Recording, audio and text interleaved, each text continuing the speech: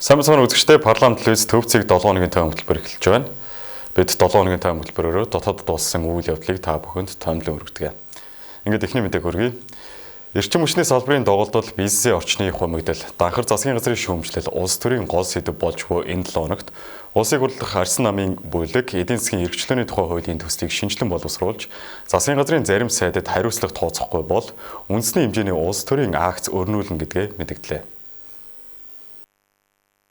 Ардчилсан намын зүгээс эрчим хүчний сайд Чойжил Сүрэн, Шадар сайд Доржхант нарт ойрын хугацаанд хариуцлага тооцохгүй бол засгийн газрыг огцруулах улс төрийн акцийг орон даяар эхлүүлнэ гэж мэдгдсэн юм. Ардчилсан намын ерөнхий нарийн бичгийн даргын үүргийг түрг үүсгэх Чамар Баясгалангийн хэлснээр эрчим хүчний салбарын асуудал нэг засгийн газрын үед биш, 2022 оноос хойш 3 засгийн газар дамжин хуримтлагдсан ч бодит шийдэл гараагүй хэвээр байна. Тэрээр 100 хоногийн хугацаанд асуудлыг шийдэн гэх тайлбарыг цаг хожих, улс төрийн арга хэмээн шүүмжилж, уг хугацаанд орон сууцны дулаан зогсдог, хэрэглээ буурдаг улиралтай давхцаж байгааг онцлсан юм. Эрх хөрөгч сүүлийн 3 жилд 70 гаруй их найт төгрөгийн төсөв захиран зарцуулсан атлаа нэгч цахилгаан станц ашиглалтад оруулаагүй. Харин хязгаарлалт, тасалдал хийж ачааг иргэд аж ахуй нэгжүүдэд үүргэж байна гэснээр Ардчилсан намын шүүмжлийн гол сүм нь байлаа.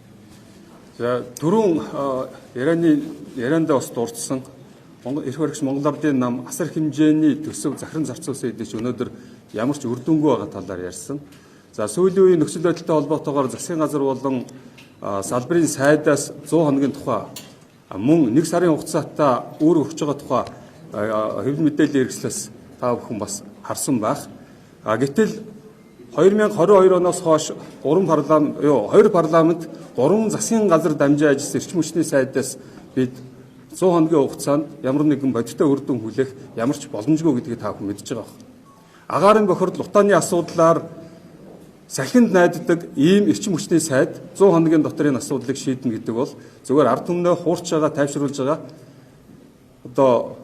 шогил шийдвэл бүүэлж байгаа асуудал гэж та бүхэн ойлгох хэрэгтэй.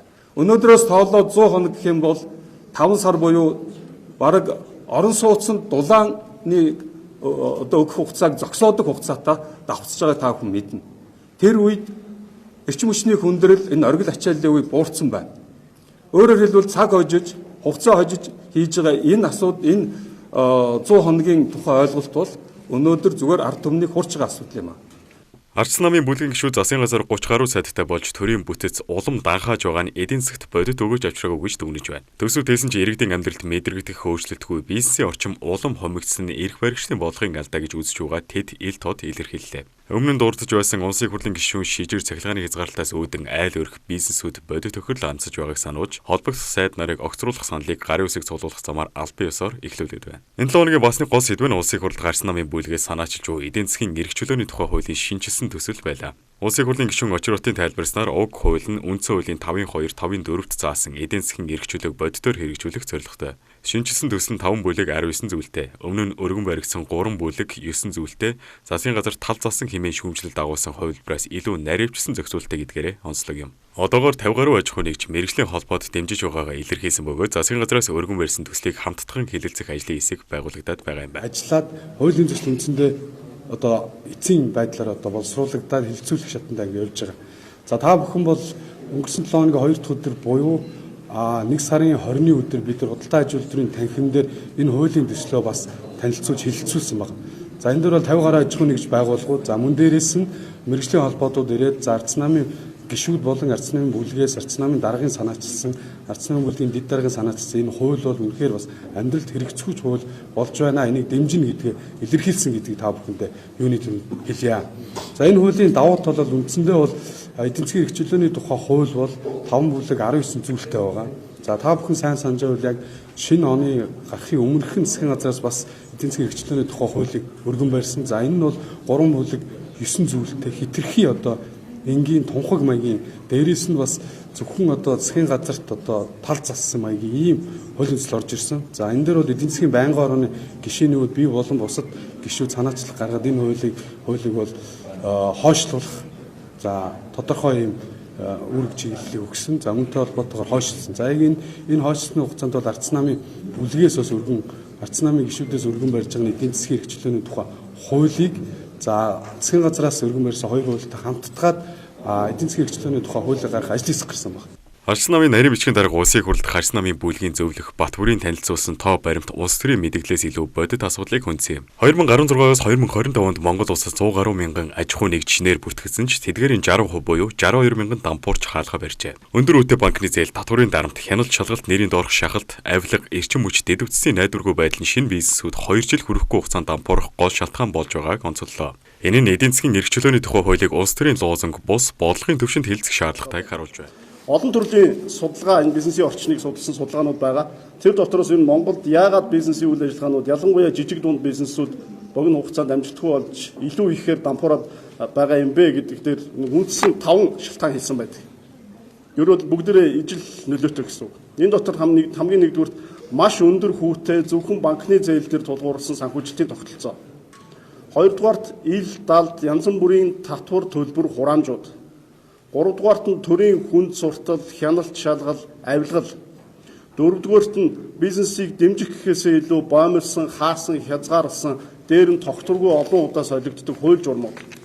Тавдугаарт нь эрчим хүч дэд үтцийн найдвартай байдал. Харьцан намын энэ 7 өдрийн мэдээлэлүүд засгийн газар чиглэсэн улс төрийн дарамт болон эдийн засгийн бодлогын бодит асуудал хоёрыг зэрэгцүүлэн гаргаж ирлээ. Эрчим хүчний салбарын хямрал, бизнесийн орчны хумигдал нь бодит үнэн боловч үүнийг засгийн газрыг огцруулах улс төрийн акттай хэрхэн уялдуулах нь олон нийтийн анхаарлын төвд байна. Эдийн засгийн эрх чөлөөний тухай хуулийн төсний хэрэгжих бодит механизм болж чадвал бизнесийн орчныг сайжруулах боломжтой ч улс төрийн мэдээллийн төвшөнд үлдвэл ээлжид маргаантай баримт бичиг болох эрсдэлтэй. Харин засгийн газар энэ шахалтад хэрхэн хариу өгөх нь ойрын өдрүүдэд улс төрийн гол үйл явдал байх төлөвтэй байна. Дараагийн мэдээг хүргэе. Инфляц үнийн огцом өсөлт ахмад настуудын амжиргаанд хүн дээр нөлөөлж буй энэ үед тэтгэврийн доод хэмжээг 1.5 сая төгрөг болгох шаардлагыг төр засаг үл ойшоож байна хэмээн ахмадууд мэдэгдэж тэмцлийн хэлбэрийг хурцдгана гэдгээ анхаарууллаа.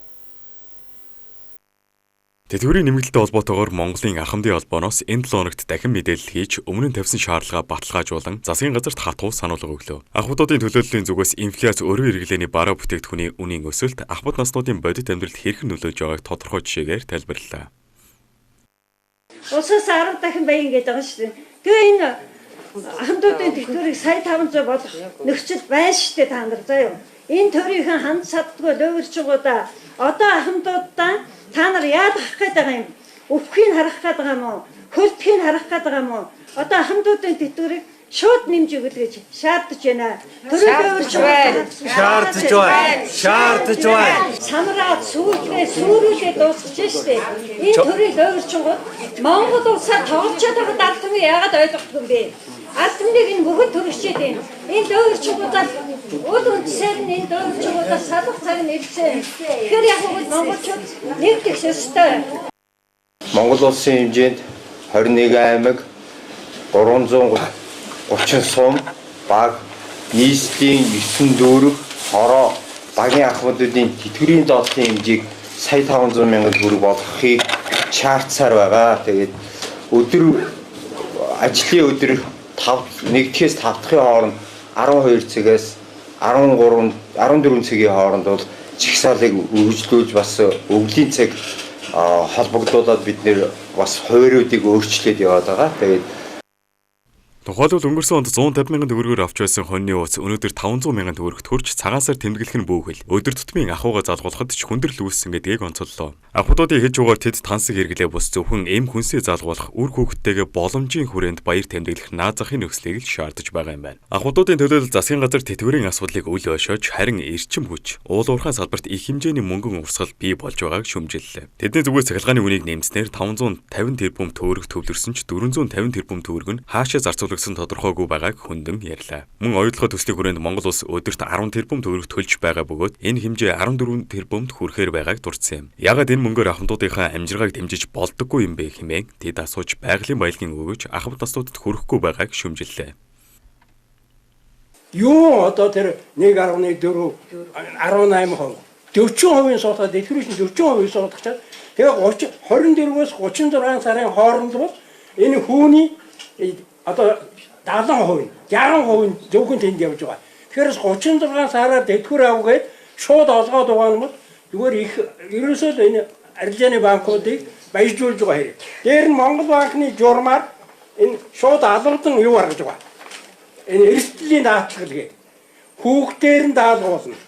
Тэгээ хүүхэд нь заавал төрсөн хүүхэд байх ёстой гэж шаардна. Тэгээд дээр нь бүр төрсний гэрчлэгийг нь аваач болно. Сүүлийн 1 жилийнх нь цалин орлогыг одоо баталгааж болно. Тэгээд дараа нь эрсдлийн даатгал гээд шууд авчих байна. Одоо энд гэхэд бол одоо ингээд эрсдлийн даатгал одоо энд гэхэд 661 мянган цаас суудаж байгаа байхгүй. Гэхдээ ийм байдлаагаар одоо эднэрийн зүгээр одоо үнэхээр л одоо энэ хөгчүүдээр тоглож бид нар тэр хадгалуулсан мөнгөө авчих байхгүй юу? Тэтгэврийн зээл гэдэг чинь. Тэрнээс үлдээд энэ хүмүүсүүд бидэнд мөнгө гаргаж өгч байгаа юм биш. Гэтэл ерөөсөө тэтгэврийн зээл олгосон өдөр нь одоо бүх тэр өөрийнх нь тэтгэврийн 23%-ийг шууд хураагаад авчих. Ухаандаа 3 жилийн тэтгэвэр авахд 1 жилийн тэтгэврийн суулгаад авчих байхгүй юу? Гэхдээ ийм логикээр болох юм уу? Идэвхтэй гол зорилго бол ерөөсөө тэтгэврийн доод хэмжээг сая 500 болохын төлөө одоо анханасаа жигсэх гэсэн юм аа. Тэрнээс хойш бид нэр ч олон сар явж байна. Ер нь энэ төр засагч юу нахаарч хайхаж биднийг одоо хүн гэж отгоош болж одоо ер нь ахмадуудыг ер нь бараг хөсөр хаяж байгаа юм шиг байна. Тэгээ бид нар бол одоо тэмцлийг бол ер нь янз бүрийн одоо хэлбэрээр өргөжлүүлнэ. Энэ цагаан сарын өмнө одоо юу тэтгэврийг нэмэгдүүлэх талаар бид нар одоо орон нутгийн хөдөө орон нутгийн ахмадуудтай ахмадын холбоодуудтай нийслэлийнхээ одоо Монголын ахмадын хороотой энэ юу Монголын үйлдвэрчний өвлөлтөд хамтарсан хэрэг хайгаад одоо бид ингээд юугаа явуулж байгаа. Тэгээ юу бол бид зогсоохгүй өргөжлүүлэн тэмцэн бид 1961 оноос хойш үйл ажиллагаа явуулж ирсэн тэтгэврийн сан 65 жилийн түүхтэй ч уг сангийн хөрөнгийн зарцуул тодорхой бус хэвээр байгааг ахмадууд онцоллоо. Тэдний зүгээс хулгай өөр ашиггүй зарлыг багасгаж уулуурхайн орлогоор ахмад наснуудыг бодитоор дэмжих шаардлагатай гэж үзэж байна. Ахмадууд цагаан сарын өмнө тэтгэврийн доод хэмжээг 1.5 сая төгрөгт хүргэх асуудлыг шийдвэрлэхгүй бол уялдгаан үйл ажиллагаанд саад учруулах хүртэл тэмцлийн хурц хэлбэр шилжинэ гэдгээ мэдгдлээ. Мөн шаардлагад хариу өгөхгүй тохиолдолд өсөглөн зарлах, олон улсын хүний эрхийн байгууллагад хандах боломжийг ч үүсгэсэнгүй. Ахмадын холбоо Монголын үйлдвэрчний эвлэлийн удирдлагуудтай хамтран засгийн газарт албан бичиг хүргүүлсэн ч өнөөдрийг хүртэл бодит хариу аваагүй байна. Харин энэ 7 хоногт ахмад наснуудад хамаарах өөр нэгэн мэдээлэл гарсан насны ишиг хөтөлбөрт шинээр хамрагдах иргэдийн хүслийг авч ихсэн явдал юм. Уг хөтөлбөрийн өрөөнд ахмад наснуудад жилд 2 удаа 50,000-аас 250,000 төгрөгийн 1 удаагийн мөнгө тусламж олгодог. Тодорхойлбол 65-аас 69 настайд 50,000, 70-аас 79 настайд 80,000, 80-аас 89 настайд 150,000, 90-ээс дээш настайд 250,000 төгрөг олгох журамтай. 2025 оны байдлаар Монгол улсад 65-аас дээш насны 190,000 гаруй ахмад насан байгаа гэсэн судалгаа бий. Хөвсөлтийг ийм Монголын системээр цахимаар илгээх боломжтой бөгөөд өмнө нь насны ишиг авч байсан ахмадуудын мэдээллийг автоматар сунгадаг юм байна. Харин биечлэн бүртгүүлэх тохиолдолд харьяа сум дүүргийн халамжийн мэрэгжилтэнд хандах юм. Ахмад наснуудад олгож буй насны ишиг нь тодорхой хэмжээнд дэмжлэг боловч инфляц, үнийн өсөлтөд нэрвэгдсэн ахуйн бодит нөхцөлтэй харьцуулахад хангалтгүй гэдгийг ахмадууд онцолж байна. Нэг удаагийн тэтгэмж бус тогтвортой орлогыг нэмэгдүүлэх тэтгэврийн доод хэмжээг бодит амжиргаанд нийцүүлэх шаардлага улам хурцаар тавигдж буй энэ үед төр засаг ахмад наснуудын дуу хоолойг хэрхэн хүлээн авах нь олон нийтийн анхаарлын төвд ороод байна. Сүүлийн мэдээг хүргэе. Авдагтай тэмцэх газраас төрийн өндөр албан тушаал хашиж байсан төрийн өмчөд томоохон байгууллагыг удирдах буй улс орны эдийн засаг стратегийн салбарт нөлөө бүхий хүмүүсийг баривчлах, саатуулах, ажлын байр болон орон байранд нэгжлэг хийх ажиллагаа дараалан явагдлаа. Энэ удаагийн онцгой нь ганц нэг хүний асуудал бус хоорондоо уялдаа холбоотой байж болцсогүй хэд хэдэн хэрэг нэгэн зэрэг ил болж олон салбар олон жилийн хугацаанд хоримтлагдсан ашиг сонирхлын хэлхийг сөхөж ихсэн явдал юм. Юуны өмнө олон анхаарлын төвд орсон хэрэг бол эрчим хүчний салбартай тэр дундаа дулааны 4-р цахилгаан станцтай холбоотой асуудал юм. Эрчим хүч бол Монгол улсын үндэсний аюулгүй байдал, эдийн засгийн тогтвортой байдалтай салшгүй холбоотой стратегийн салбар. Гэтэл энэ салбарын гол зангилаа байгууллагуудын нэг болох 4-р дулааны цахилгаан станцын удирдлага болон өмнө нь эрчим хүчний яамд өндөр албан тушаал хашиж байсан хүмүүс авдагтай тэмцэх газрын хяналт шалгалтад өртөж зарим нь хойшлуулшгүй ажиллагаагаар саатуулагдсан нийгэмд хүчтэй зочрол үүсгэв. Тус хэрэг нь олон улсын хөнгөлөлттэй зээл томоохон төсөл зөвлөх үйлчлэгээ их хэмжээний мөнгөний урсгалтай холбоотой болох нь тодорхой болсон. Энд тэдгээр хүмүүсийг албан тушаалын байдлаа урвуулан ашиглаж тодорхой этгээдүүдэд давуу байдал олгосон байж болзошгүй. Улмаар улсад хохирол учруулсан эсхийг шалгаж эхэлсэн юм. Тодорхойлбол дулааны 4-р цахилгаан станц төрийн өмчөд төвцөд компани гүйцэтгэх захирал 50 бихийг 1-р сарын дундуур авилгатай тэмцэх газраас прокурорын зөвшөөрлөлтөд хойшлуулшгүй ажиллагаагаар 48 цаг саатуулж мөрдөн шалгах ажиллагаанд татсан тухай мэдээлэл олон нийтэд хүрсэн. Түүнийг эрчим хүчний салбарын томоохон төсөл хөнгөлөлттэй зээлийн хүрээнд албан тушаалын байдлаа урвуулан ашигласан тодорхой этгээдэд хууль бус давуу байдал олгосон байж болзошгүй гэж сэжиглэж байгаа талаар албан их сурвалжууд мэдээлсэн. Энэ шалгалт нь зөвхөн түүний одоогийн албан тушаалгаар хязгаарлагдахгүй, өмнө нь эрчим хүчний яамд төрийн нарийн бичгийн дарга болон сайдын төвшөнд ажиллаж байх хугацаанд нь гарын үсэг зурсан шийдвэрүүд хэрэгжүүлсэн төслүүдтэй нь уялдуулан шалгаж байгаа нь анхаарал татж байна. 50 бүхий хувьд бүгд найрамдах Солонгос улсаас олгосон олон жилийн хугацаатай олон 10 сая $10 хөнгөлөлттэй зээлээр хэрэгжсэн аймагуудын дулааны цахилгаан станцын төслүүд тэдгээртэй холбоотой зөвлөх үйлчлэгээний гэрээнүүдэд холбогдсон шалгагдаж байгаа. Тухайлбал зөвлөх үйлчлэгээ нэрийн доор их хэмжээний санхүүжилт тодорхой компани этгээдүүдэд төвлөрсөн эсэх. Уг компаниуд нь албан тушаалтантай ашиг сонирхлын холбоотой байсан эсхийг тогтоохоор мөрдөн шалгаж байгаа талаар мэдээлэл гарсан. Энэ хүрээнд түүний зөвлөхөөр ажиллаж байсан товууд орж болон түүний дүү даваад орж нарыг мөн саатуулан шалгаж төслийн зөвлөх үйлчлэгээний гэрээ санхүүжилтийн урсгалд даваа байдал олгосон байж болзошгүй асуудлыг нэгтэлж эхэлсэн нь олон нийтэд илүүлсэн. Мөрдөн шалгах ажиллагааны явцад авилгатай тэмцэх газраас олон тооны байршилд нэгжлэг хийж албан тушаалтнууд болон тэдний хамаарал бүхий этгээдүүдийн нэр дээрх үйл хөдлөх хөрөнгө, бичиг баримт, бэлэн мөнгө, үнэт эдэл зэргийг хураан авсан тухай мэдээллүүд цацагдлаа. Нэгжлэг гэдэг бол зүгээр нэг урьдчилсан шалгалт бус эрүүгийн хэрэг үүсэх хангалттай үндслэл байж болзошгүй. Тодорхой сэжүүр баримт илэрсэн үед хийгдэг ажиллагаа учраас иргэд энэ удаад арай өөр төвшин шалгаж байна уу гэсэн хүлээлттэй болж эхэлсэн. Гэвч нөгөө талд өмнөх жилүүдэд явагдчихл байдаг дүүлэнтэй баривчилгаа шиг баривчилгаа явагдаж нэгжлэг хийгдээд хэсэг хугацааны дараа хэрэг намжиж бодит хариуцлага тооцогдолгүй өнгөрөхгүй гэсэн болгоомжлол нийгэм донд оршсоор байна. Баривчилгаа эрчим хүчний салбараар хязгаарлагдсангүй. Авилгатай тэмцэх газрын мөрдөн шалгах ажиллагаанд бусад салбарын албан тушаалтнууд ч холбогдож болзошгүй тухай мэдээллүүд хэвлэлээр гарч байна. Тухайлбал сангийн яамд өмнө нь өндөр албан тушаал хашиж байсан зарим хүнийг гадуур шалгаж байгаа. Мөн зам тээврийн салбартай холбоотойгоор албан тушаалтнуудын орон байранд нэгжлэг хийж их хэмжээний валют хураан авсан тухай мэдээлэл цацагдсан нь авилгын сэжиг нэг салбараар хязгаарлагдахгүй төрийн олон шатанд нэвчсэн байж болзошгүй гэсэн хардлагыг улам гүнзгийрүүлж байна. Эдгээр хэрэгүүдийн нийтлэг нэг шинж нь үндэслэлгүй хөрөнгөсөн байж болзошгүй гэх асуудал юм. Төрийн албан агч, төрийн өмчит компани удирдлагуудын албан ёсны орлого, цалинтай харьцуулахад үл нийцэх хэмжээний үйл хөдлөх хөрөнгө, өндөр өртөгтэй орон сууц, автомашин, гадаад дотоодын санхүүгийн гүйлгээ илэрч байгаа талаар хэвлэлүүд мэдээлж байгаа нь олон нийтийн бухимдлыг хамгийн ихээр өдөөж байна. Жирийн иргэд татвар төлж зээлд баригдан амьдарч байхад төрд ажилласан хэсэг бүлэг хүн богино хугацаанд ийм хэмжээний хөрөнгөсөн нь шударга ёсны асуултыг зайлшгүй тавилж байна. Иймээс өнөөдөр нийгмийн анхаарал хэн баривчлагдсан бэ гэдэгт тус эцэст нь энэ бүх хэрэг хэрхэн шийдэгдэх вэ гэдэгт төвлөрч байна. Авилгатай тэмцэх газрын энэ удаагийн ажиллагаа үнэхээр улс төрөөс ангид баримтад тулгуурласан шүүхийн шатанд хүрч хариуцлага бодитоор тооцдог процесс болж чадвал Монгол улсад авилгатай тэмцэх түүхэнд шинэ хуудас нээгдэнэ. Харин эсэргээр хэдэн хүнийг баривчлаад хэсэг хугацааны дараа чимээгүй болгож орхивол иргэдийн итгэл дахин нэг удаа нуран унах эрсдэлтэй. Эцэст нь хэлэхэд өнөөдөр шалгагдаж, саатуулагдаж, нэгжлэг хийлгэж буй эдгээр албан тушаалтнуудын асуудал бол хэн нэгний хувийн хэрэг биш. Энэ бол Монгол улсын төрийн тогтолцоо хэр шударга, хэр хяналттай, хэр хариуцлагатай вэ гэдгийг хэмжих шалгуур юм. Иргэд харж байна, хэвлэлүүд ажиглаж байна, түүх тэмдэглэж байна. Одоо харин хууль шударга ёсны жинхэнэ шалгалт эхэлж байна.